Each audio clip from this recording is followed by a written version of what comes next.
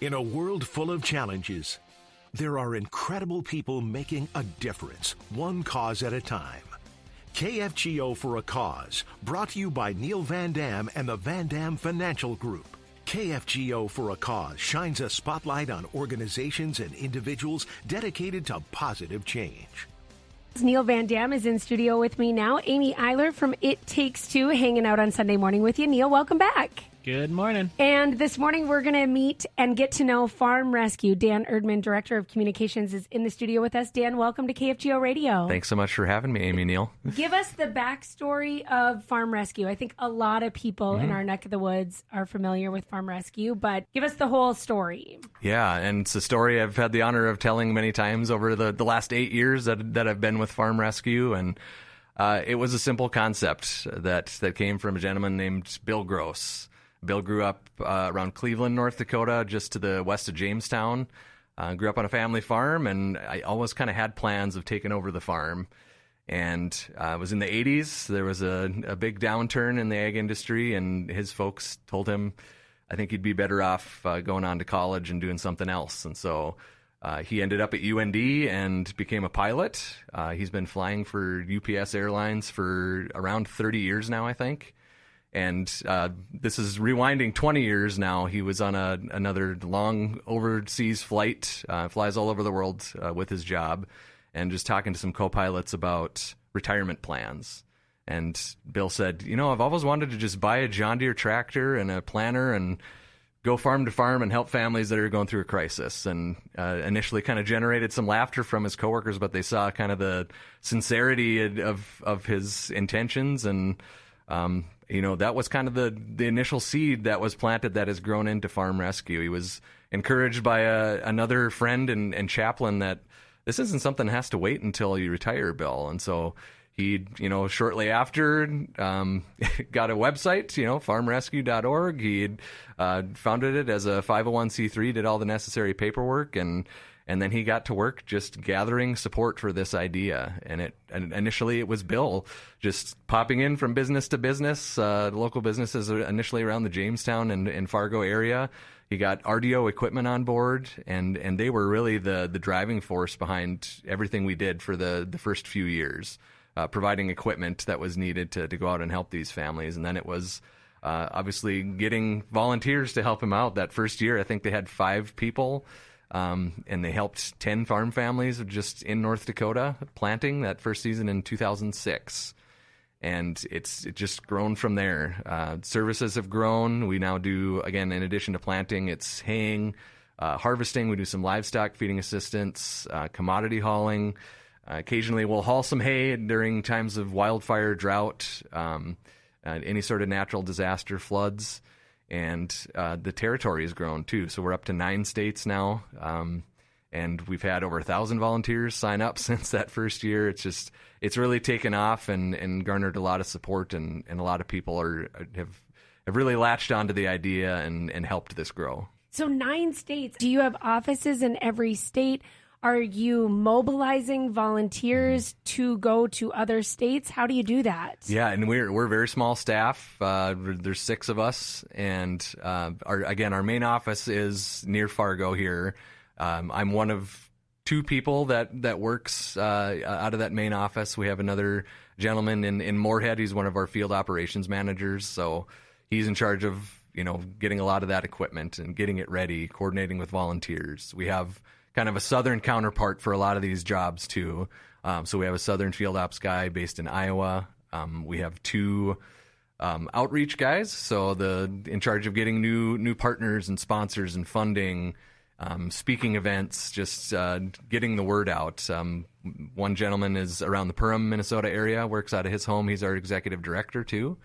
He has a counterpart in Iowa as well, and so our staff is small and we're kind of spread out, and that's by design too, because as we've grown and we've spread out, we kind of need presence in the wider area. So the southern guys cover 4 or 5 states, and the northern guys cover those 4 states as well. I mean, the fact that you're that large and you have such a small administration staff is really a testament to how amazing your volunteer force must be.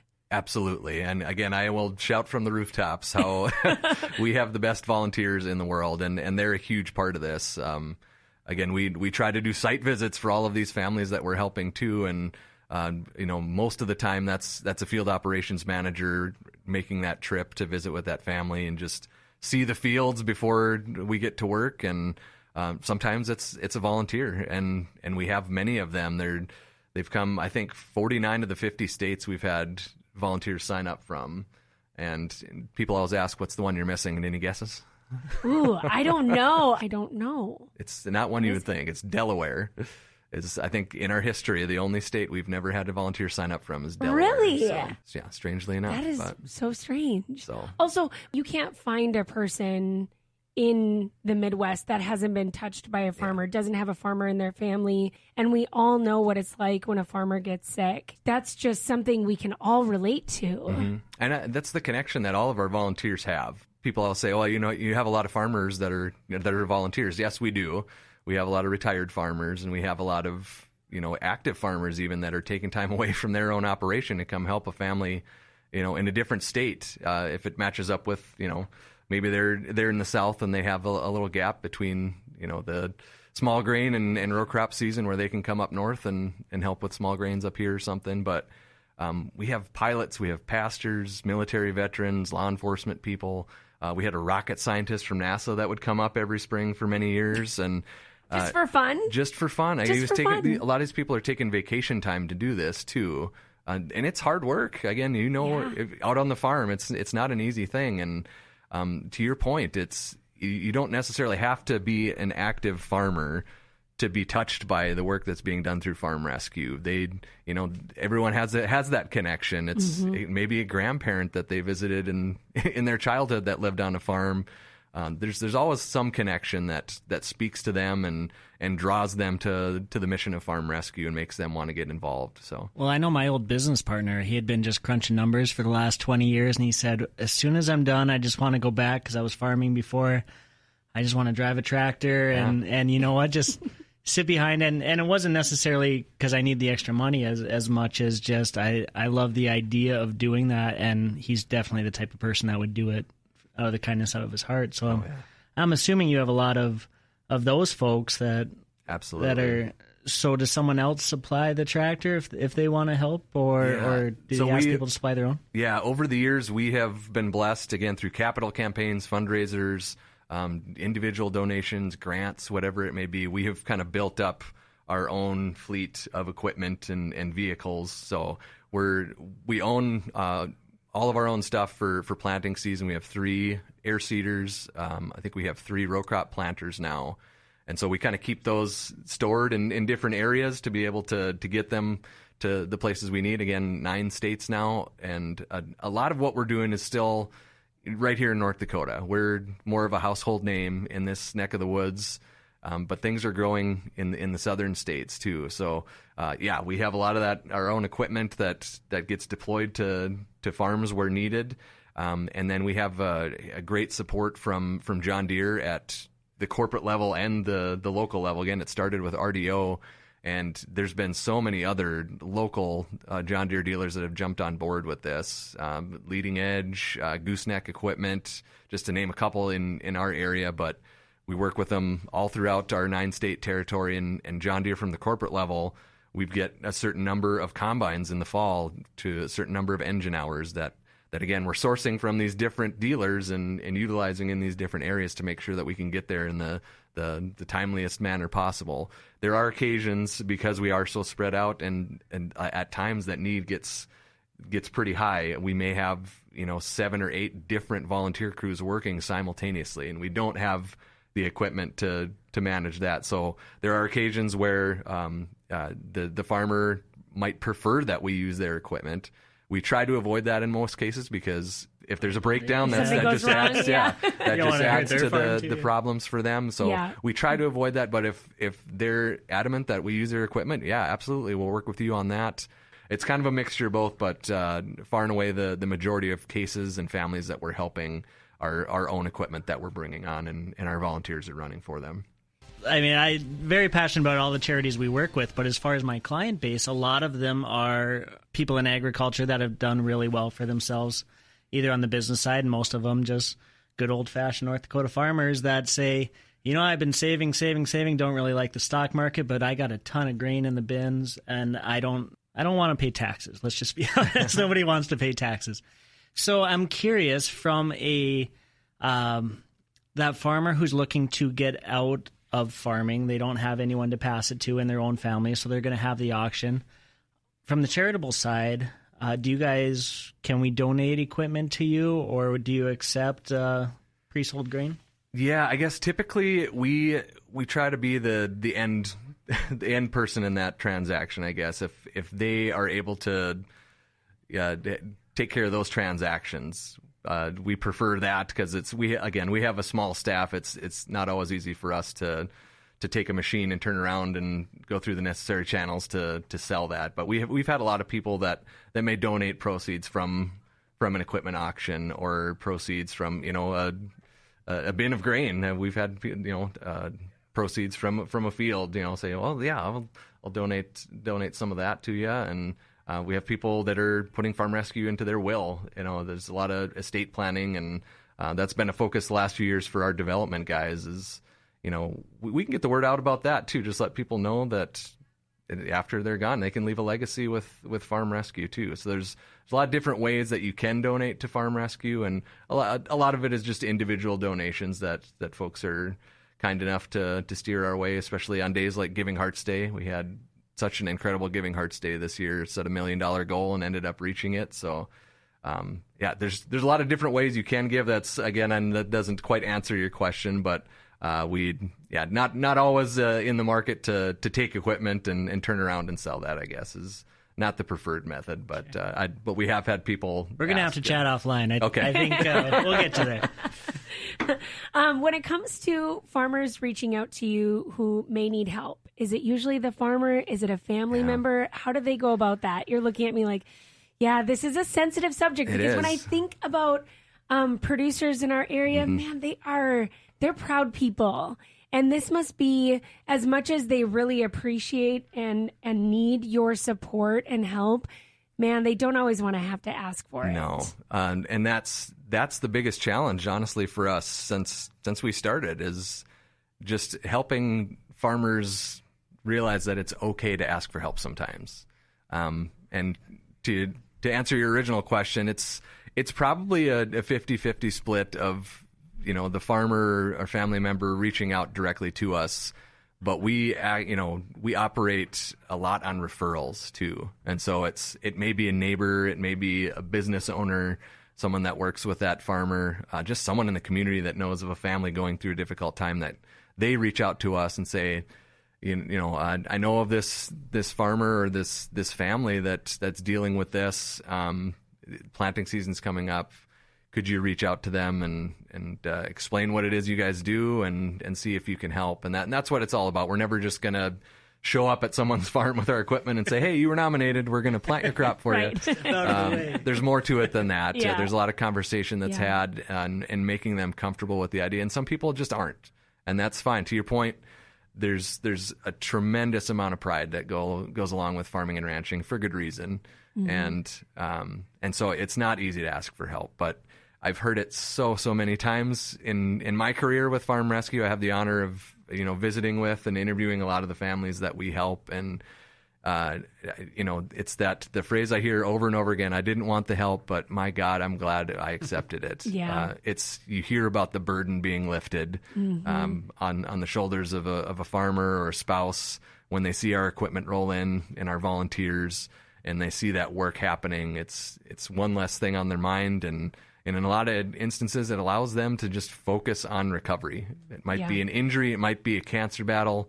They shouldn't have to worry about getting a crop in or getting a crop off. When I think of farm rescue, I think of exactly that. I think of, coming in and helping an entire community. Like, it's a farmer, but once you get out there, I'm sure you learn real fast that it's an entire community of people that you're helping, because they all are banding together in that moment too. Yeah, and we, again, since the beginning, we've talked about kind of the ripple effect of farm rescue too, because these communities are so closely knit, and each family is so important to that community. They're involved in so many different things. So you take them out of the mix, it has a big impact on the surrounding area. And we actually had an economic impact study done this year for the first time.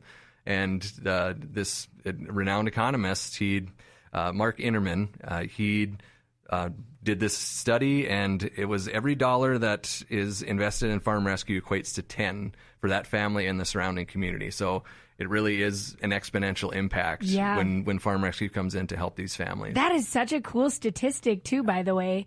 We have to shout out Sarah Heinrich, too. Absolutely. Because I understand she's on your board, your foundation board, Correct. Which is different. Can we talk a little bit about that? Yeah. So we were having the conversation before we started here. We have the Farm Rescue Organization, but we also have the Farm Rescue Foundation.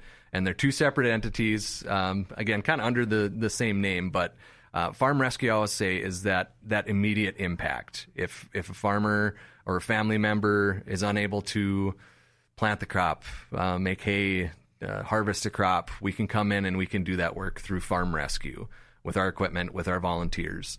The foundation is kind of the long-term solution to problems that it may be, a lost limb or paralysis. So we can come in and the foundation awards dollars to help with things like prosthetics, mobility devices, chair lifts, things like that, wheelchairs to help you get around the farm. And so, again, two separate organizations kind of serving similar purposes, and we have a separate board of directors for Farm Rescue and the Farm Rescue Foundation. And yes, Sarah Heinrich has been on our foundation board for years, and just an incredible person and incredibly knowledgeable in the world of agriculture. Yes, yeah, she is the best. We're really lucky to have her as our farm and ranch director here at KFGO and beyond. Like I was telling Dan, I mean, she serves as a voice for agriculture across many states.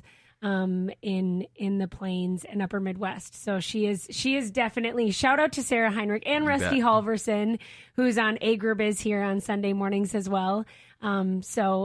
This morning, this farm rescue and AgriBiz, it's all going together this morning here on KFGO. As we wrap up, what do you want to leave people with as your message from Farm Rescue? How can they get involved? I guess we haven't even talked about that. Like if someone's listening, they feel inspired, they want to reach out to you about a donation or even a volunteer opportunity. Like you said, maybe someone's listening who isn't even in the field of agriculture, but would love to serve as a volunteer in some capacity. I mean, I'm sure you have to feed these people too, right? That's a big part of it. Yeah. So our volunteer expenses, it's food, it's lodging, it's fuel to get them from farm to farm. And that's the bulk of our operational costs, is just supporting those volunteers. And in a pre-COVID world, a lot of times our volunteers were staying on the farm with the families we were helping if it worked out.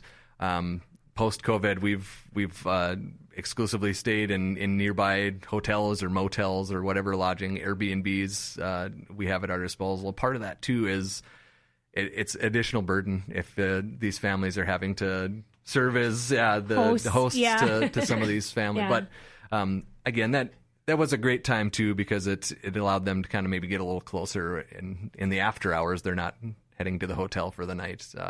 And there's still that connection, but it's changed a little bit, I guess, over the last few years. But yes, a lot of operational costs surrounding those volunteers. And I say everything we do at Farm Rescue is the result of the generosity of others. It may be those volunteers that are giving up their time, vacation time with their families to come help a complete stranger in their time of need. It's people, donating their hard-earned money because they believe in the mission of Farm Rescue. It's the business owners that become partners of Farm Rescue that, again, I think a lot of their employees are behind the mission of Farm Rescue, and they see how the work we're doing is impacting their business as well, and a lot of times their clientele, and it's a good way to serve people in a lot of different areas by donating to Farm Rescue. It's something as simple as sharing our mission on social media is a good way to support Farm Rescue.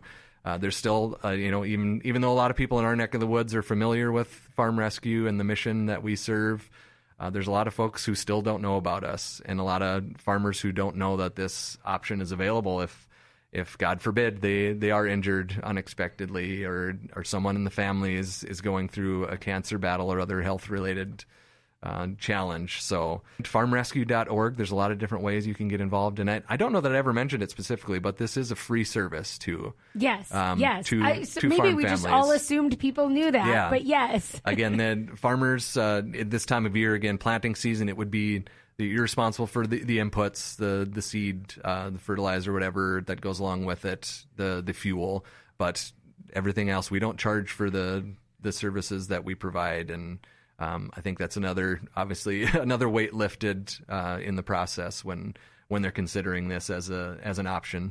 Dan Erdmann has been with us, Director of Communications for Farm Rescue, farmrescue.org. Thanks so much for being here with us. We appreciate it. Thank you both so much for having me.